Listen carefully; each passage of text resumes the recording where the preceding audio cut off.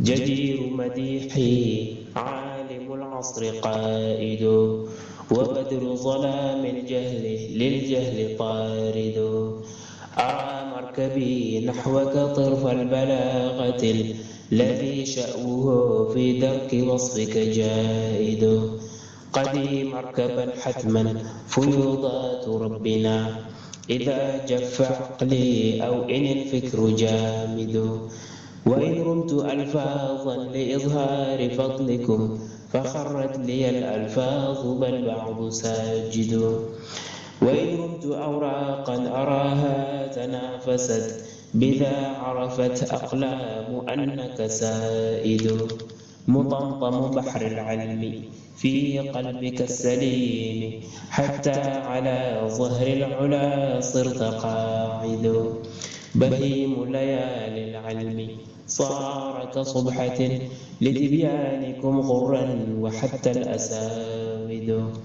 فتاويك قار للمسائل مطفئ، صلاء لها للجاهلين مرافد. بسم الله الرحمن الرحيم. الحمد لله رب العالمين، والصلاة والسلام على أشرف المرسلين سيد الأولين والآخرين، سيدنا وحبيبنا وشفيعنا ونبينا ومولانا محمد وعلى آله وصحبه أجمعين. رضي الله تبارك وتعالى عن قطب العارفين وإمام الصديقين مولانا أبو العباس أحمد بن محمد التجاني وخلفائه المهتدين وأهل طريقته الفائزين الرابحين. أما بعد، قال سيدي المجاهد الأشهر والكبريت الأحمر والشيخ الأكبر شيخ سيدي الحاج عمر ابن سعيد الفوتي الطوري القدوي رضي الله تعالى عنه وأرضاه وعنا به، في رماح حزب الرحيم على نحور حزب الرجيم، الإسناد المتصل في أول الكتاب إليه، والفصل السابع والأربعون في إعلامهم أنه يجب عليهم طاعة المقدمين في إعطاء الورد ويحرم عليهم مخالفتهم إلى آخره. Donc là, on est toujours sur la préambule du livre de Rimah Hizb al-Rahim ala Nahur Hizb al-Rajim, les lances de Cheikh Seyd al-Hajj Omar Ibn Saïd al-Fouti radiyallahu ta'ala anhu wa anna bihi. Et on était sur l'énumération donc de ces chapitres, parce que sur le préambule ou l'introduction, il a énuméré donc au tout début les chapitres de ce livre. Donc il a classé, ou il a classé en 55 chapitres avec une introduction et une conclusion. Et on était arrivé au terme du 46e chapitre, de l'énumération du 46e chapitre, où Cheikh Hadj Omar radiyallahu ta'ala anhu donc répondait et prenait la défense de Cheikh Ahmed Tidjani radiyallahu ta'ala anhu sur nombre de questions relatives à la législation islamique. Et nous avions fait une parenthèse lors de la séance précédente sur le fait qu'on, même par rapport aux autres savants qui ne sont pas Tidjani, mais aussi, surtout par rapport aux khulafa de Cheikh Ahmed Tidjani radiyallahu ta'ala anhu, il faudrait prendre leur défense et par rapport, même si on n'est pas du même avis juridique sur une question donnée. Voilà, sur une question donnée, parce que ils méritent qu'on prenne leur défense comme nous l'avions vu, et Inch'Allah ta'ala, nous allons le développer dans le premier chapitre de ce livre.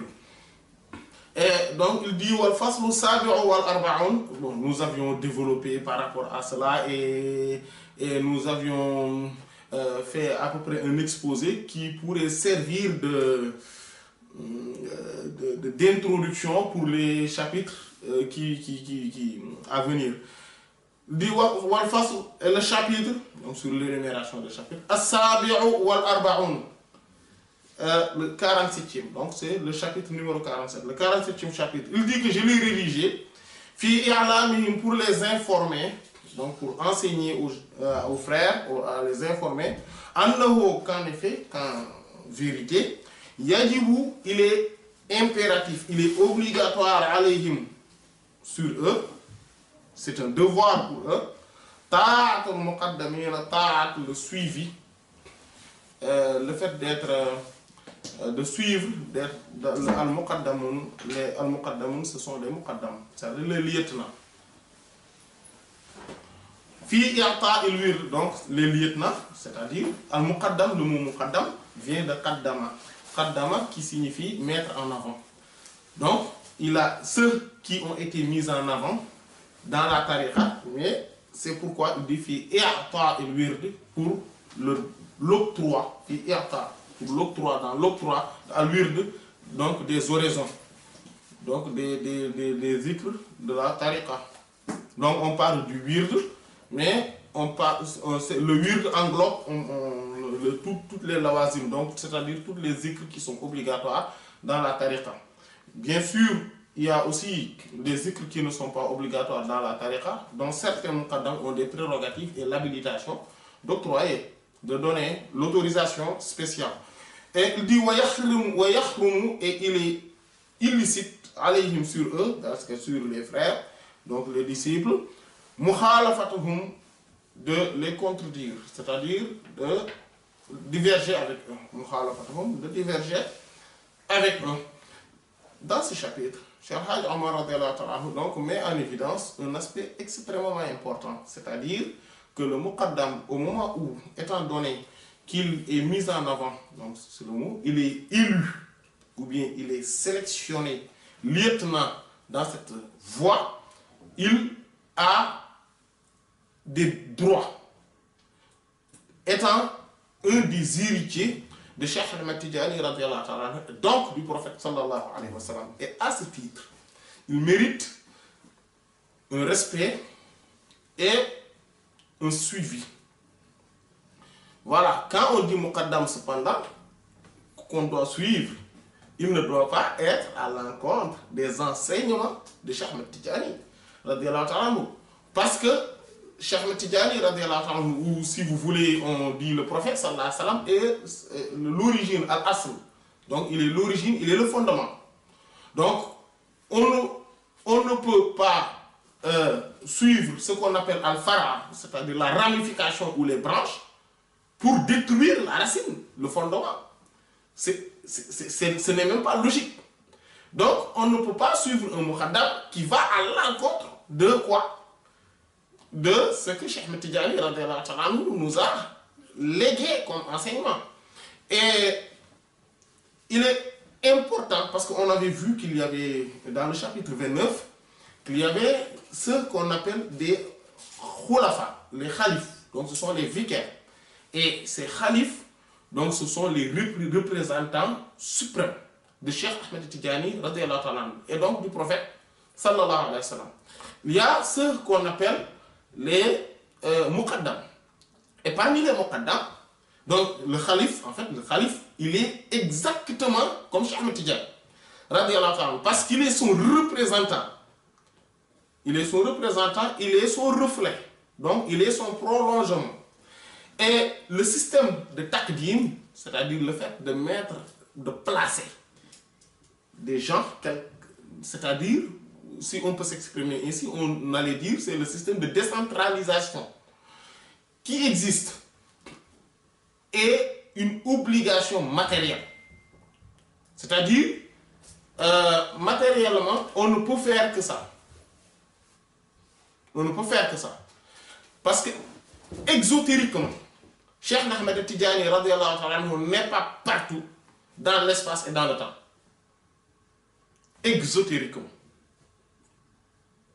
Et donc, obligatoirement, pour propager son enseignement, pour donner le wird, c'est-à-dire que les autorisations spécifiques et spéciales, on a besoin de quelqu'un qui prend le relais. C'est-à-dire, donc on a besoin de décentraliser les choses et qu'il y ait des gens qui peuvent donner ces wirds, donner ces zikrs par procuration. En fait, on est dans l'obligation de cela. Et à partir de ce moment, c'est ce qui a amené le système de taqdim. Donc, il n'y a pas que dans la Tidjaniya que cela existe. Hein. Cela existe dans les autres tours également. Mais c'est juste pour dire que ça, il faudrait qu'on comprenne cet aspect-là. ce qui a amené le système de taqdim. Cependant, la différence entre Cheikh Ahmed Tidjani radiallahu ta'ala dans cette tariqa et les autres, c'est que Cheikh Ahmed Tidjani radiallahu ta'ala est le seul maître, est le seul et unique maître, il n'y en a pas deux. Tous les autres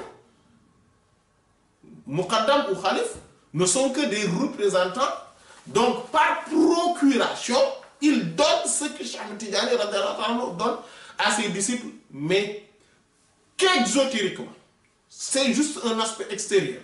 Et c'est Cheikh Ahmed Tidjani radiallahu ta'ala qui s'occupe ésotériquement de l'éducation spirituelle. Voilà. Donc c'est ça qui différencie si c'est dans cette tariqa, c'est ça la spécificité. Et donc,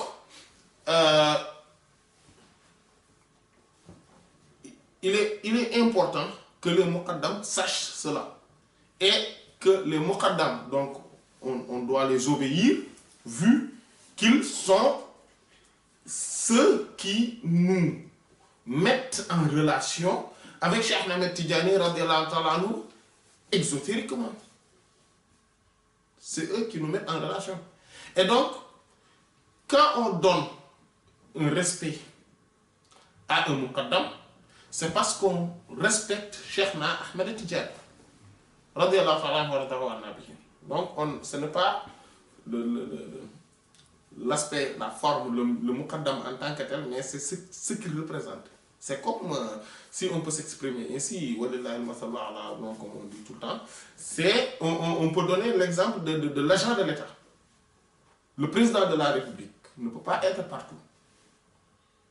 Même s'il est décrété, en fait, on décrète par son nom, etc. Il y a sa signature, etc. dans beaucoup de documents, alors que parfois il n'a même pas vu ces documents. Mais c'est l'agent de l'État qui met les tampons, qui signe à sa place, etc. Mais, en tout cas, il faudrait qu'il y ait cette décentralisation pour que le pays fonctionne. En tout cas, administrativement. C'est pareil dans la tariqa aussi, pour que administrativement cela passe, et le mot administrativement c'est important.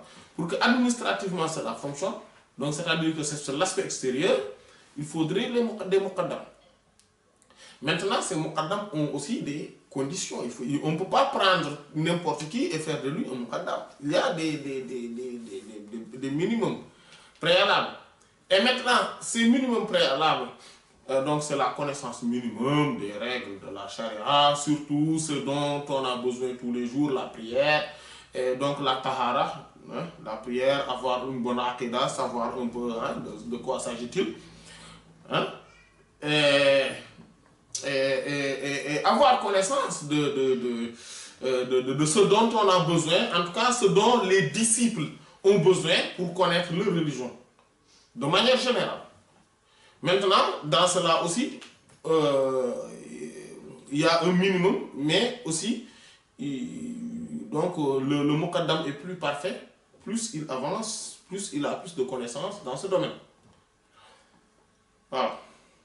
Et dans la tariqa aussi, il faudrait qu'il sache comment faire le wird, quels sont les fondements du wird, les bases, comment le faire, et quand cela n'est pas, il y a une erreur, comment le réparer, et à peu près tout ce qui tourne autour de cela.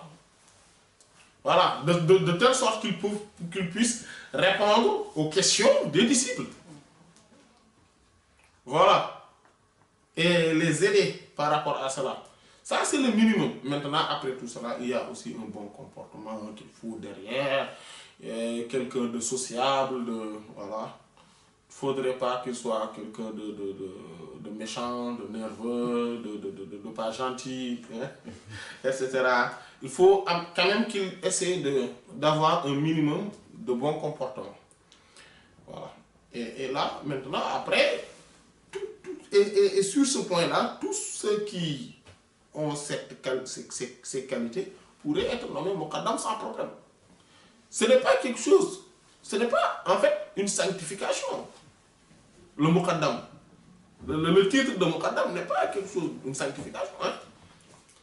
Ce n'est pas voilà, c'est ce dont on vient de dire. Donc, il est là pour donner, pour représenter Cheikh Ahmed Tidiane Radhiyallahu anhu et donner les zikrs exotériques et les ismes. Et maintenant, il y a donc des muqaddam qui sont restreints, on les appelle muqaddam muqayyad, et des muqaddam dont leur autorisation est plutôt plus large ou absolue, de manière générale, en tout cas illimitée, et donc on les appelle muqaddam mutlaq. Et la ijaza qu'ils ont, c'est-à-dire la ijaza, c'est l'attestation de taqdim, c'est-à-dire que de la lieutenance, c'est ce qu'on appelle ijaza. Voilà. Et donc, est différent. Ijaza, il y a muqayyad et ijaza itlaq, comme on dit. Voilà.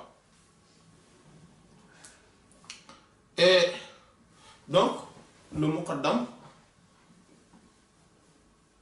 mérite un respect, et celui qui a donc ces caractéristiques-là doit être suivi. Parce que le disciple qui n'a pas de connaissance, en tout cas un minimum de connaissance, etc., doit suivre ce muqaddam-là. Maintenant, cela veut dire quoi? Cela veut dire que le muqaddam est le représentant du cheikh. Donc lui aussi, il est un cheikh à ce titre-là. Mais il n'est pas le cheikh dans la tariqa comme on entend le cheikh Mourabbi, le grand Mourabbi ou le Mouraqi, c'est-à-dire celui qui assure l'éducation spirituelle et l'élévation, l'ascension spirituelle du disciple. Il l'assure juste sur certains points, c'est-à-dire le fait qu'il fait usage de son savoir, de son expérience spirituelle pour guider et pour aider son condisciple. Dans ce sens-là, il est un cheikh Mourabbi. Et ça suppose que lui-même ait cette connaissance et ce niveau spirituel pour pouvoir aider, assister, etc. Ce n'est que dans ce sens qu'on dit que voilà, c'est lui le cheikh. Donc, quelqu'un peut dire que j'ai un cheikh, etc. Il s'appelle Tal, dans la tariqa, mais dans ce sens-là, parce que c'est le second disciple qui nous aide et qui comprend mieux que nous les voies en tout cas les enseignements de cette tariqa, les préceptes, les principes, les subtilités, hein, les réalités dans cette voie. Il le connaît mieux que nous, et donc on peut dire qu'il est notre cheikh dans ce sens-là, parce qu'il nous aide par rapport à cela. Mais le muqaddam doit faire extrêmement attention. Il ne doit pas se considérer comme étant le cheikh des disciples. Parce que celui qui le fait risque de se comporter comme étant le cheikh. Donc, si Allah subhanahu wa ta'ala ne lui accorde pas une miséricorde spécifique, il risque de se lever, de se soulever, de se comporter comme étant, d'avoir un comportement orgueilleux vis-à-vis de ses disciples. Et à partir de ce moment-là, il risque lui-même d'être rompu de cette tariqa. Parce que il y a une réalité que beaucoup ne comprennent pas. Les gens comprennent que effectivement, le fait de manquer le respect, de ne pas suivre, de dénigrer, de contester, d'avoir un mauvais comportement par rapport au muqaddam est une chose susceptible de rompre le lien entre le disciple et la tariqa. Cela, beaucoup le savent. Mais ce que beaucoup ne savent pas, c'est le contraire.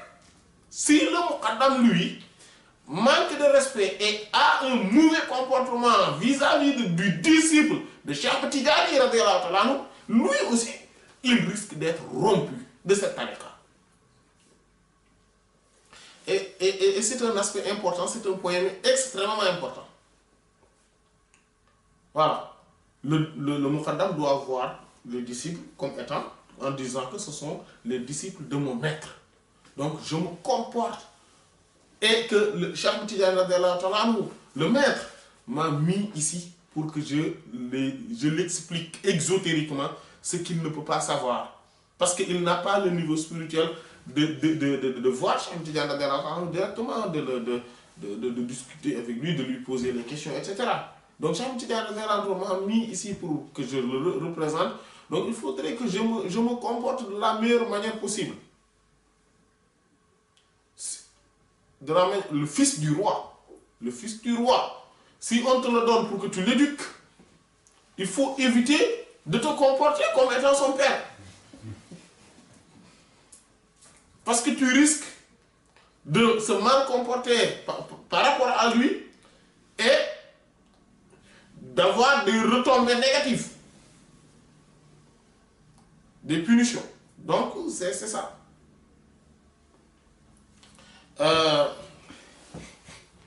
Et il faudrait savoir également que chaque muqaddam a en lui, étant muqaddam, un secret qui lui permet d'assurer cette éducation spirituelle dont on venait de dire.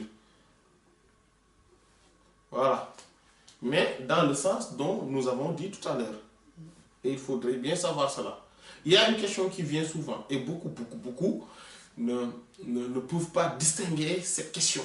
Et beaucoup aussi ont un problème par rapport à la différenciation, par rapport à tout ce qu'ils entendent. Et ils ont un problème à déterminer le pourquoi du comment, et le comment du pourquoi, et les subtilités entre ces deux-là. C'est-à-dire, il y a Cheikh Tidiane qui est le cheikh, qui lui-même a dit Man ya'arifuni falya'arifuni wahdi. Dans une autre version, Man aradani falyuridni wahdi. Celui qui me connaît comme étant son maître, ou bien celui qui me veut comme étant son maître, qu'il me connaisse et qu'il me veut comme étant son maître, moi seul. Il dit Ashabi kullu wahid. Mes compagnons, c'est-à-dire donc ses disciples, sont uniques. Il n'y a pas de différenciation entre ses disciples. Il n'y a pas entre ceux qui ont pris de telle famille, de tel muqaddam et de tel. Il n'y a pas de différence. Tous, ils sont uniques. Ce sont tous mes disciples. Et que celui qui me veut, comme étant maître, qu'il me veut moi seul. Donc il ne faut pas aller à la balkanisation de cette tariqa. Il n'y a pas de balkanisation ici. Il y a un unique maître, un unique cheikh, et il faut le suivre. Et il a été clair dans ses enseignements, et ses enseignements ont été relatés fidèlement de génération en génération, et ils sont dans les livres. Ils sont très clairs dans les livres, très détaillés. Donc on ne peut pas, et il y a toujours, donc alhamdoulilah, il y a toujours de vrais maîtres, c'est-à-dire de vrais muqaddam, de vrais khalifs de Cheikh Ahmed Tidiane radhiyallahu ta'ala anhu, vivants, toujours, et partout, dans toutes les localités. Et ça ne laisse aucune chance à ceux qui veulent enseigner autre chose au nom de la tariqa. Et ça, il faudrait le savoir. Maintenant, Cheikh Ahmed Tidiane radhiyallahu ta'ala, donc c'est le maître. Il est le maître de tout le monde. Il y a celui qui donne le wird. Il y a celui qui donne le wird. Parce qu'à notre époque, rares sont ceux qui reçoivent le wird directement de Cheikh Ahmed Tidiane radhiyallahu ta'ala.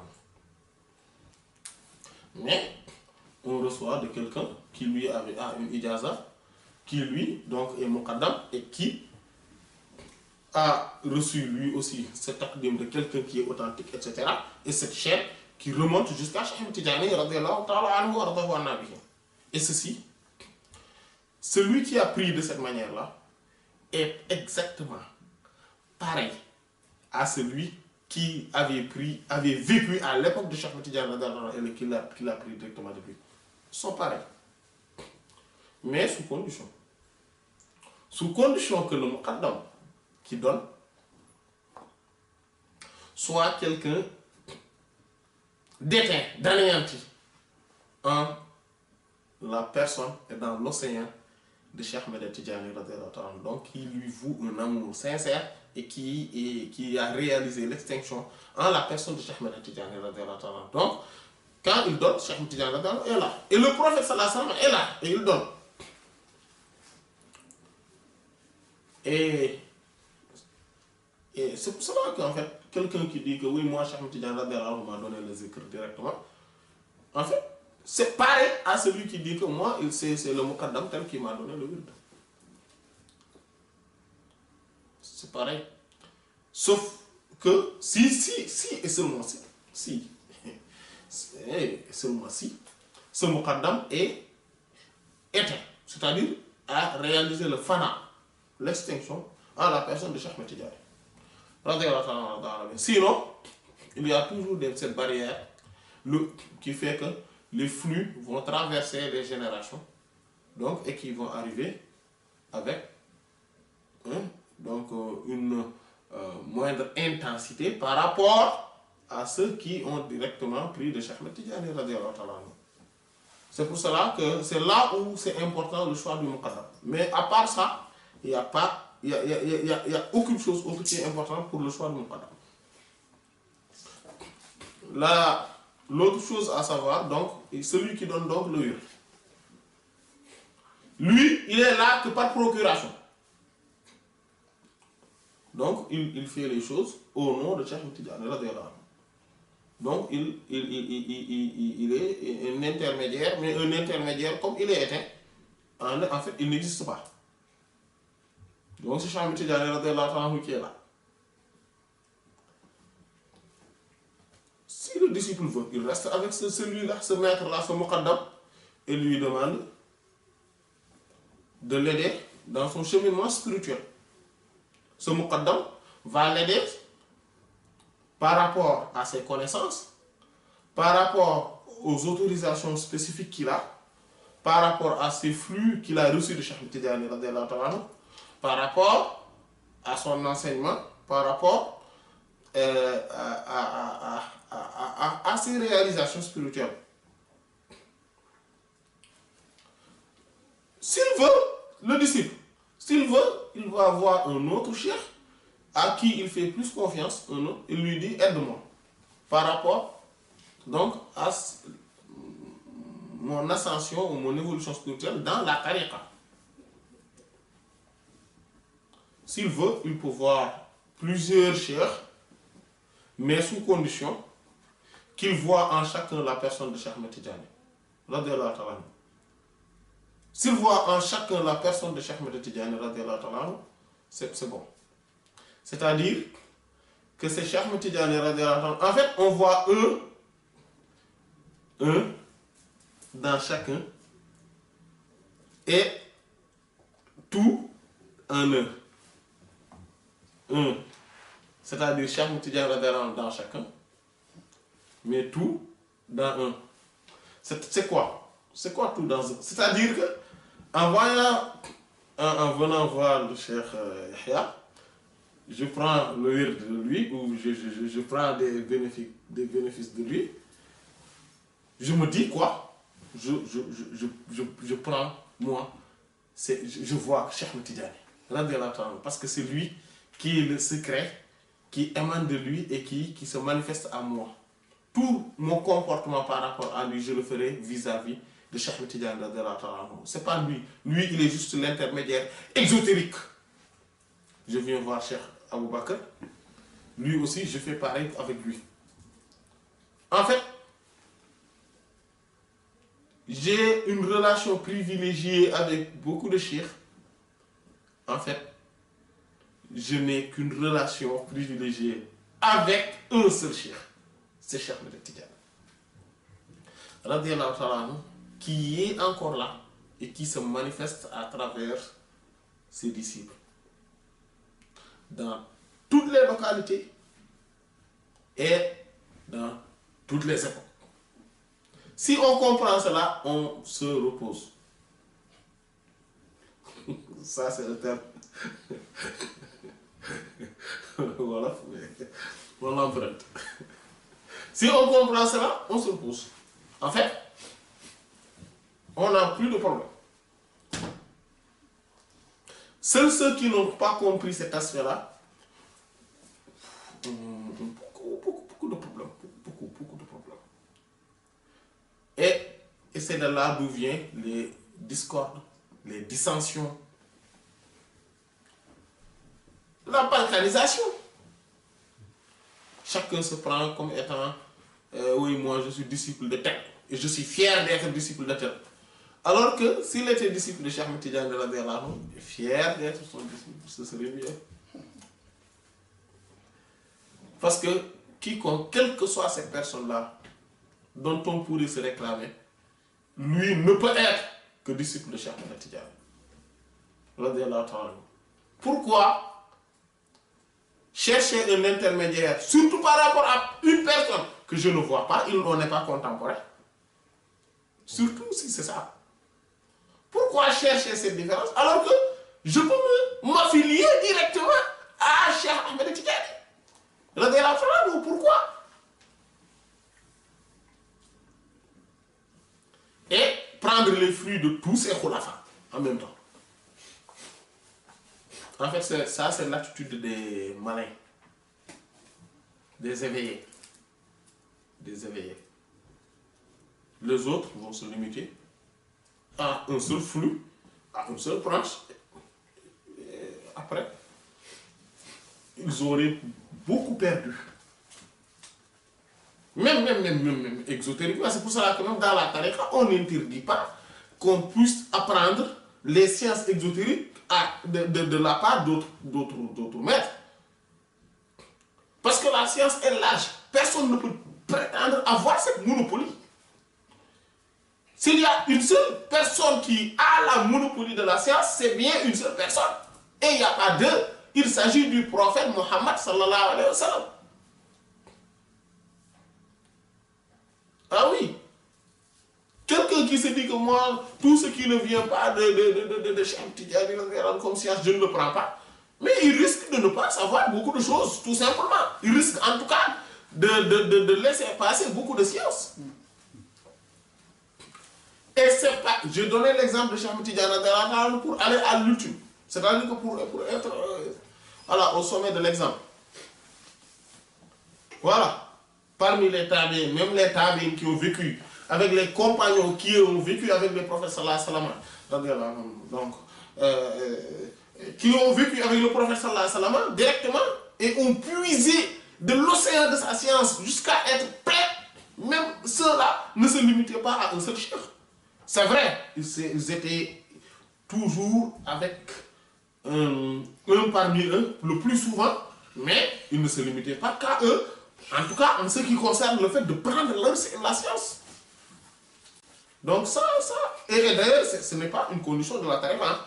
Et ça, il faut le savoir. On peut apprendre la science de la part de n'importe qui. Même une science qui n'est pas religieuse, on peut l'apprendre de quelqu'un qui n'est même pas musulman. Ah oui, on peut le. D'ailleurs, ça, ce n'est même pas la peine de le préciser, parce que c'est ce que tout le monde fait. Voilà, donc en fait, on tenait à préciser, à éclaircir cette question, ou en tout cas, ce point pour différencier entre ceux-là. Donc, on peut aller, donc celui qui nous a donné le wird n'est pas notre cheikh.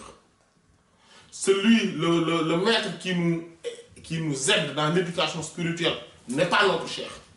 On l'appelle cheikh vu qu'il a les spécificités d'un cheikh, mais et qu'il représente Cheikh Ahmed Tidiane radiyallahu ta'ala anhu pour nous. Mais il n'est pas le véritable cheikh. Il est notre condisciple. L'exemple qu'on a l'habitude de donner par rapport à cela, c'est quand on est dans une classe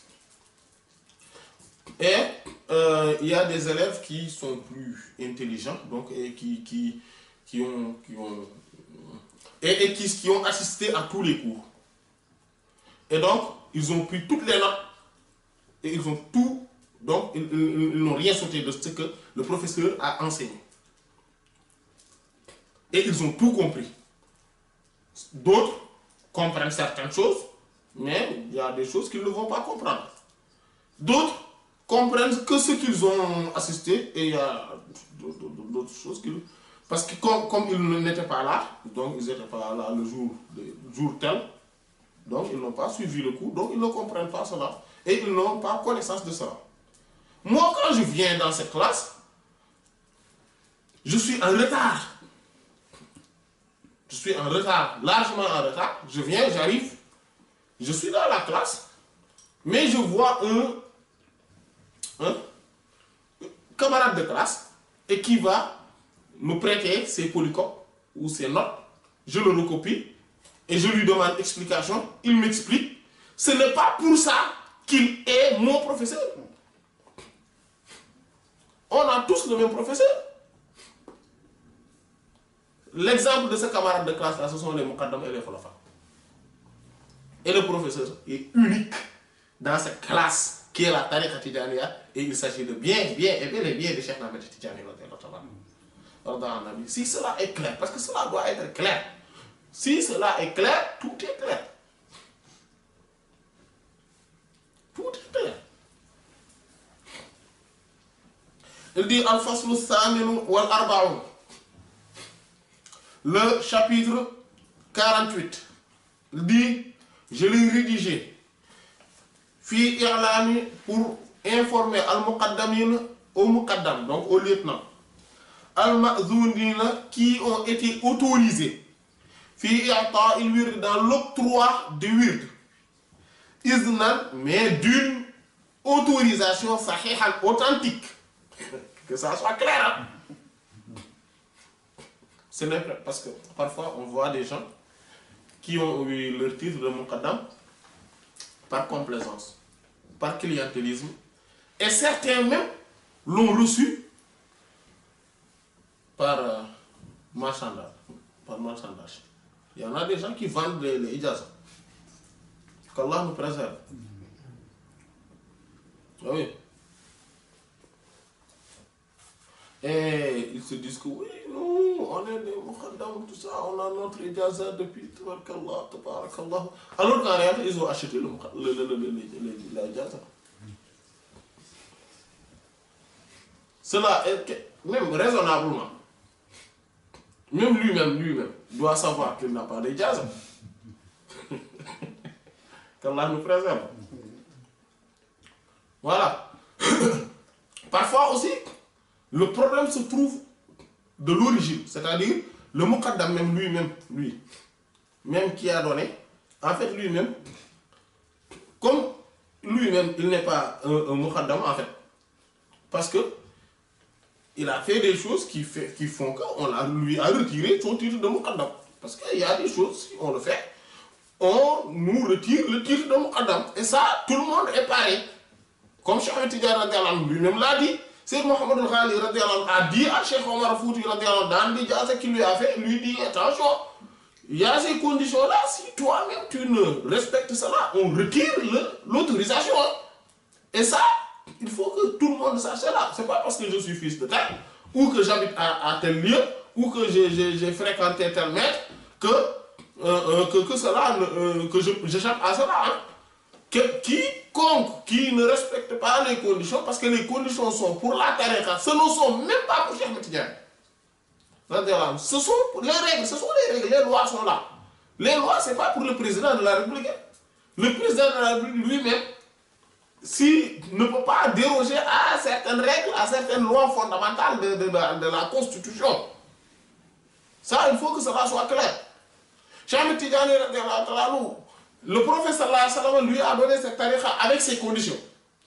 Et lui a donné aussi toutes les règles de la tariqa. Donc celui qui ne le respecte pas, ben, les conséquences vont tomber sur lui. Quelle que soit cette personne. Celui qui donne par exemple, Cheikh Ahmed Tidjani l'a précisé.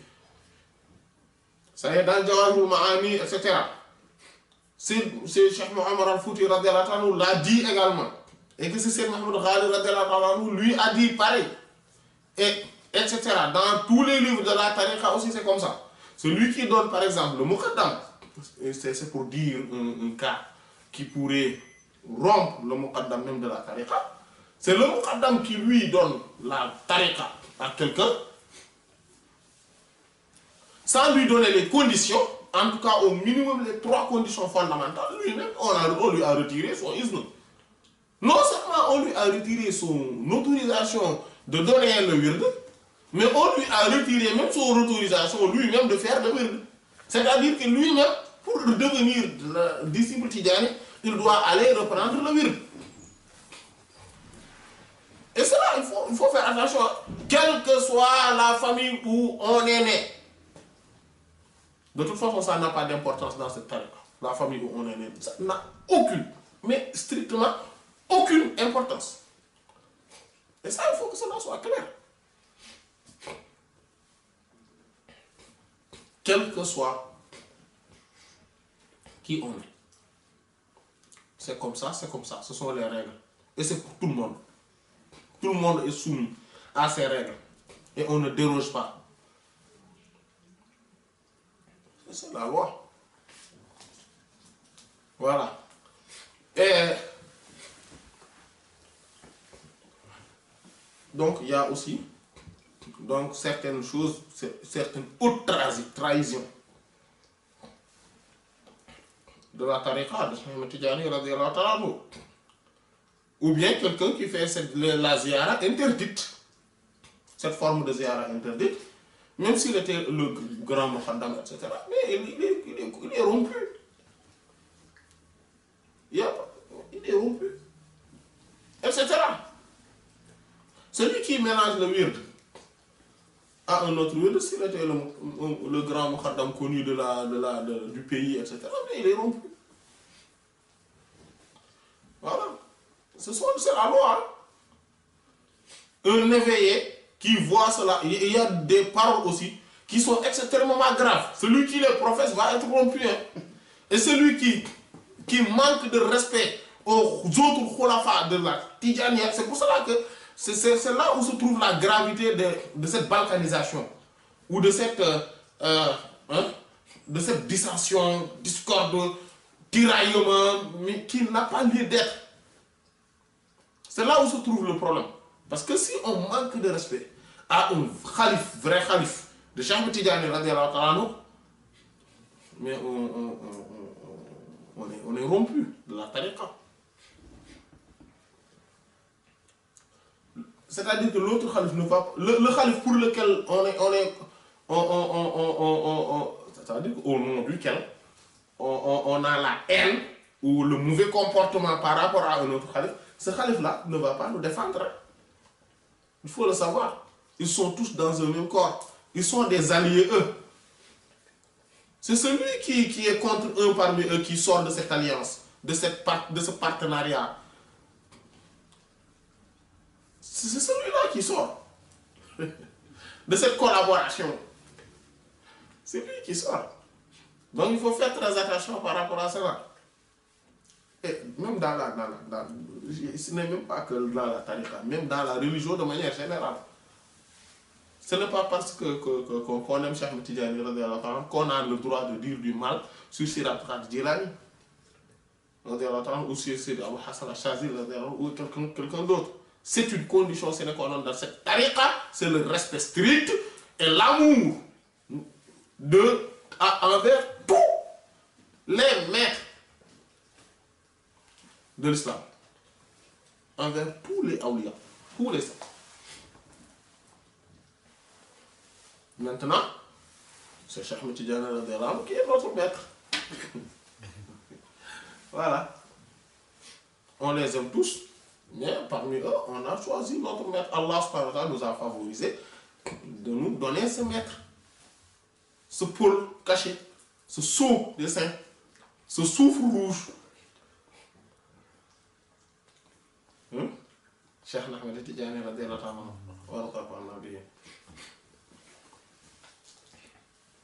Et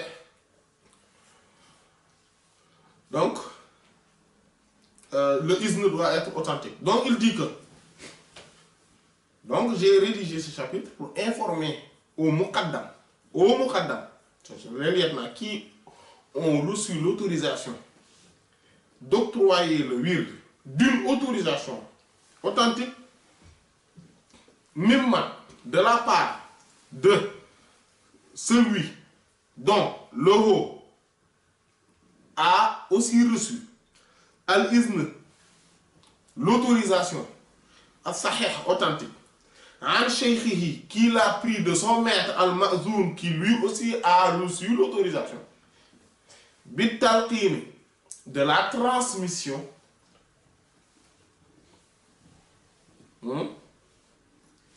wal irshadi, et de l'orientation, donc de transmettre les zikr et d'orienter les disciples. La siyama, et surtout man ou celui qui balagha a atteint minhum parmi eux martabat, le degré de al-khilafa, de la vicariat, donc le khalifa. Bistikhlafi, par le fait d'être intronisé khalife, par quelqu'un qui, quand lui était khalifatun, lui aussi un khalife, parce que un khalife peut l'introniser khalife. Mais ce khalife qui doit introniser khalife doit être quelqu'un qui est pleinement, c'est-à-dire qui a pleinement irrité Cheikh Ahmed Tidiane radiyallahu anhu dans sa splendeur. Donc il est véritable khalife de Cheikh Ahmed Tidiane radiyallahu anhu. C'est celui-ci donc qui fait partie des compagnons de Cheikh Ahmed Tidiane radiyallahu anhu, donc qui ne se sépare jamais de Cheikh Ahmed Tidiane radiyallahu anhu, ni de nuit ni de jour. Et leurs dires et leurs actes sont ceux de Cheikh Ahmed Tidiane radiyallahu anhu. Ce sont ceux-là qui intronisent khalife. Mais sinon, quand on parle de notre khalife comme donc un khalife, parfois quelqu'un peut écrire l'ijaza de la khilafa à quelqu'un, mais en fait cet ijaza seulement ne peut pas faire de lui un véritable khalife. Cela fait de lui un muqaddam mutlaq, et ce muqaddam mutlaq parfois aussi on le dit khalife. C'est pour ça qu'on dit oui, ijaza khilafa. Sinon la véritable khilafa ne s'acquiert pas par les ijazas. Cela s'acquiert par une ascension spirituelle permanente jusqu'à arriver à ce niveau de cette khilafa. C'est ça la véritable khilafa. Maintenant, il y a autre chose qu'on appelle khalif, et ça, il faut faire attention par rapport à ça. C'est les khalifs administratifs. C'est quoi? Ce sont les... C'est comme le recteur de la grande mosquée. Hein? Il est khalif, c'est-à-dire ce khalif-là, parce que dans une famille religieuse où il y a un grand maître qui était là, qui orientait les gens dans la religion et dans la tariqa, par exemple, donc lui a des disciples. Il a écrit, il a rédigé des livres. Et par rapport à ses disciples aussi qu'il a formés, il y en a certains qui ont rédigé des livres, qui ont aussi formé d'autres personnes, etc. Donc quand celui-ci décède, il faudrait bien quelqu'un pour le remplacer dans ce rôle-là. Et le plus souvent, c'est un de ses fils ou un de ses frères, par critère d'âge. Parce que tous les autres critères ne sont pas objectifs, ils sont subjectifs. Parce que tout un chacun pourrait se dire que j'ai plus de science, donc c'est moi qui est le calife après. Et, et c'est subjectif. Chacun peut contredire. Chacun pourrait dire que j'ai plus de disciples, les gens ont plus confiance en moi. Et ça aussi c'est subjectif. Mais le seul critère vraiment objectif, c'est le critère de l'âge. Et donc c'est ce qui fait que, donc, à chaque fois qu'il y a le maître qui décède, le calife qui décède, donc le plus âgé est intronisé calife. Et ça, c'est un peu partout, comme ça. Mais ce calife-là est administratif. S'il joue son rôle de khilaf. Parce qu'il y en a aussi qu'on introduit calife, mais il ne joue rien, aucun rôle. Mais s'il joue le rôle de khilaf, c'est-à-dire superviser l'enseignement dispensé par donc, le maître à qui il est le calife, superviser si les livres sont bien rédigés, ou bien l'édition des livres, il essaie de superviser cela. Si les gens ont une organisation annuelle des ziyaras ou des mawlouds, etc., qu'il se préoccupe de cela et qu'il le préside, qu'il accueille les gens par rapport à cela, qu'il essaie de voir si l'organisation se passe bien. Si, par exemple, ils avaient des écoles coraniques, des écoles religieuses un peu partout dans le monde, ils supervisent cela et ils regardent, ils veillent au bon fonctionnement de tout cela. Il faut quelqu'un qui joue ce rôle. Et celui-là, on l'appelle khalife. Mais le seul critère objectif, c'est l'âge. Donc, c'est tout de même, c'est dans un cadre religieux, mais c'est administratif. Le khalife dont on est en train de parler là, ce n'est pas ce khalife-là. Le khalife dont on est en train de parler, c'est le khalife qui a hérité. Parce que ce khalife-là dont on vient de parler, c'est-à-dire que le khalife administratif pourrait être par la même occasion un khalife, un véritable khalife de Cheikh Ahmed Tidiane. Pourrait être. Mais ce n'est pas une règle.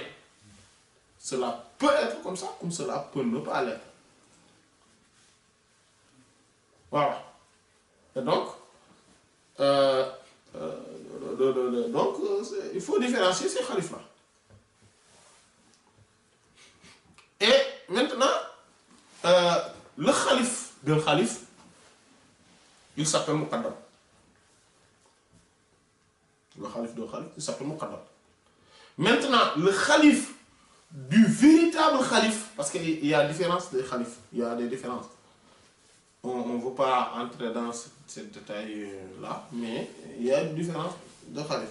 Mais ce khalif-là, qui est le compagnon de Cheikh Ahmed Tidiane, qui ne le quitte jamais, qui est, etc., et qui est même l'entité de Cheikh Ahmed Tidiane, ce khalif-là, il peut nommer quelqu'un et le mettre, et mettre en lui le secret de la khilafa, et qui, lui aussi, devient un khalif de Cheikh Ahmed Tidiane.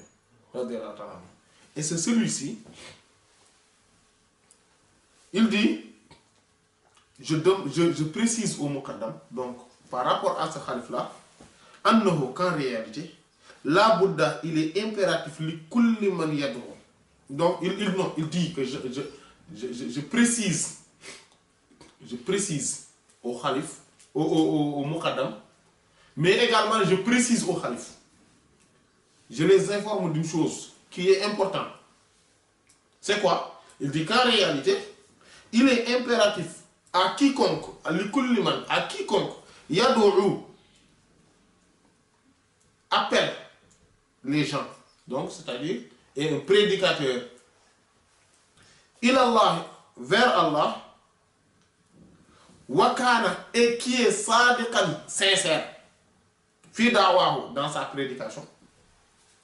Celui-ci, il est impératif pour lui, mais le sabre, la patience, l'endurance, le fait de supporter.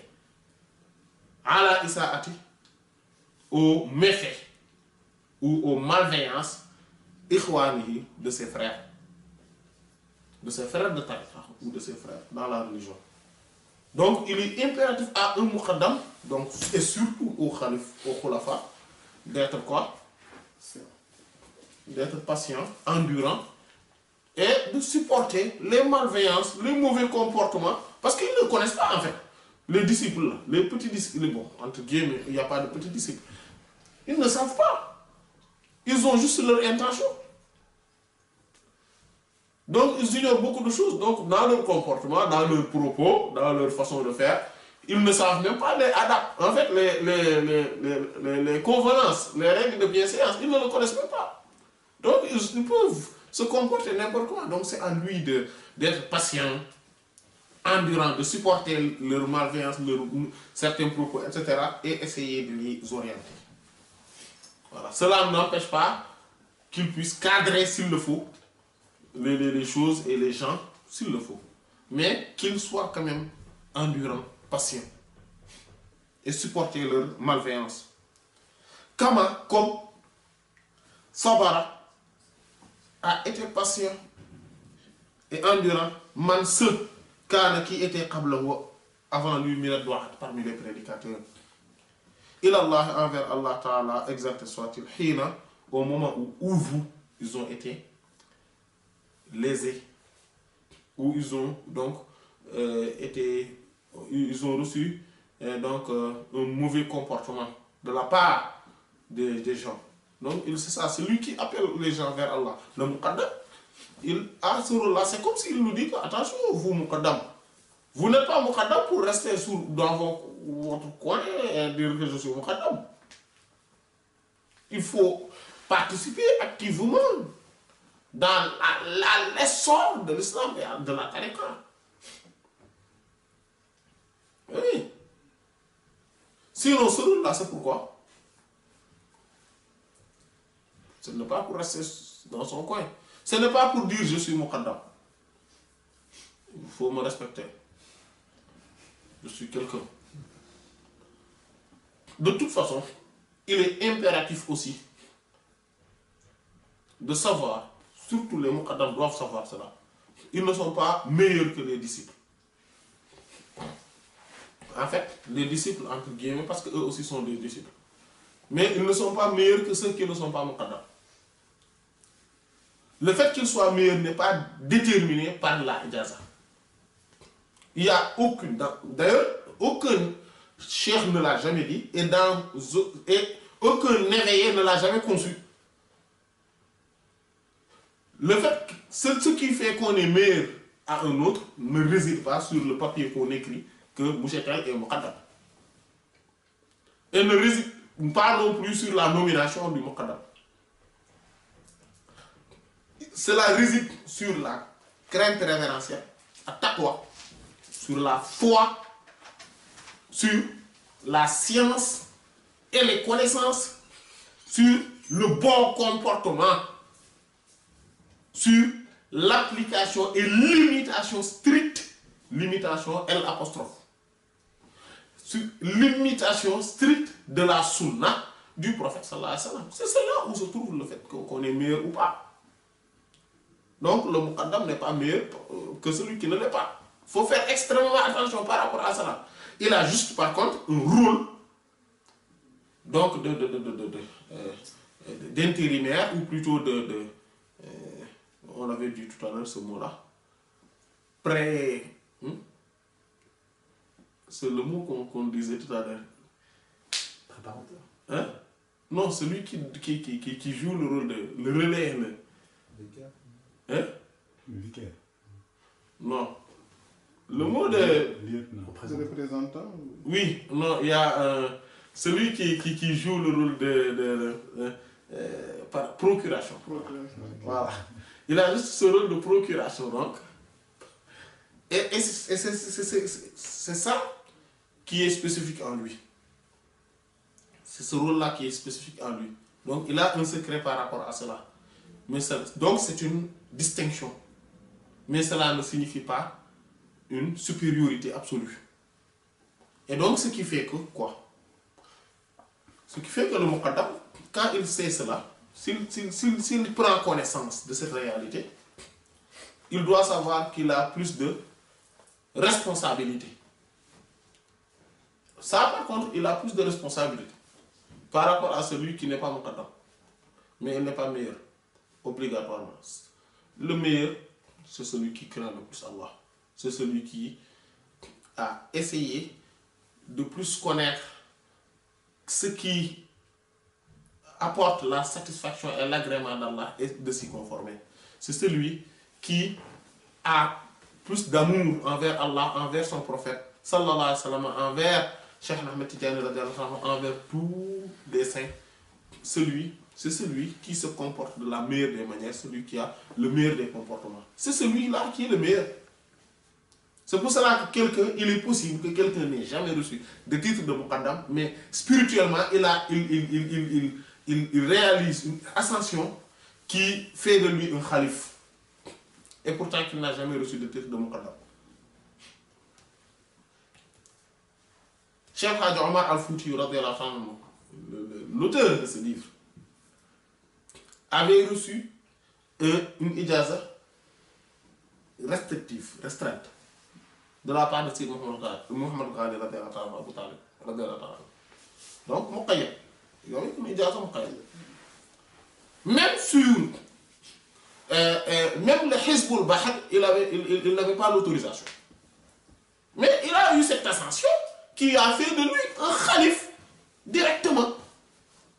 Donc, beaucoup à son époque, et bien après, bien sûr, ont reçu des itlaq, etc., par-ci par-là, parfois même des centaines d'itlaq de la part de n'importe où, de la part qui viennent du monde entier, mais qui n'ont même pas aperçu sa poussière, spirituellement parlant. Hein? C'est vrai, non?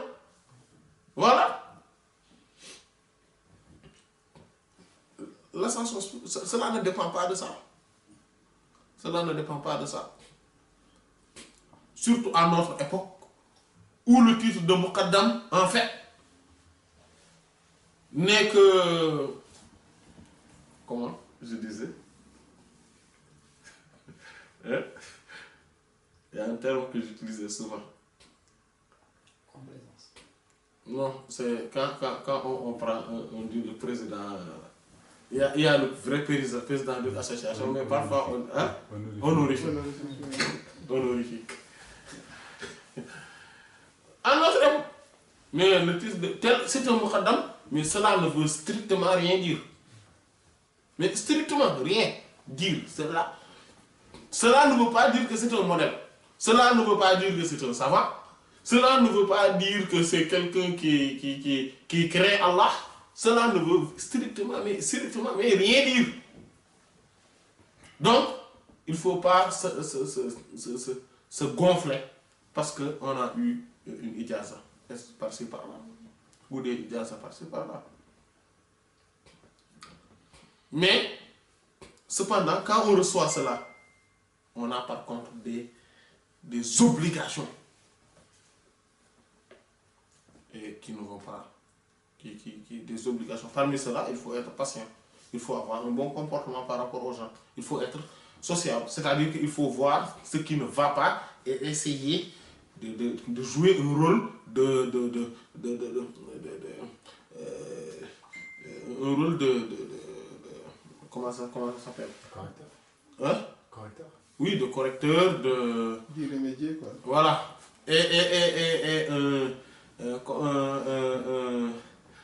Quelqu'un qui fédère, voilà, de fédérateur, etc. Donc il faut jouer ce rôle-là. Voilà. Et il faut donner le bon exemple. On ne peut pas dire que c'est le Muqaddam tel qui a fait telle chose. Par exemple, il ne faut pas être à la une des journaux pour un mauvais comportement, etc. Hein? Voilà. Donc il y a plusieurs responsabilités maintenant qui sont en lui. Et surtout, il dit, surtout les khalifs, ceux qui sont là, même le khalif administratif. Même le khalif administratif n'a pas le droit d'avoir un mauvais comportement, d'attirer qu'on ait une mauvaise impression de lui et à travers lui, donc de sa famille ou de la tariqa de manière générale. Surtout si sa famille est une famille reconnue, connue pour avoir œuvré dans le passé pour l'effort de la tariqa. Donc il y a tout cela qui est important. Donc, Inch'Allah, on va s'arrêter là et la prochaine fois, donc, Inch'Allah. Ou bien on va. On s'arrête là, la prochaine fois, on continue, Inch'Allah. Et c'est. Wallah ta'ala, wa sallallahu ala sayyidina Muhammad wa ala alihi wa sahbihi.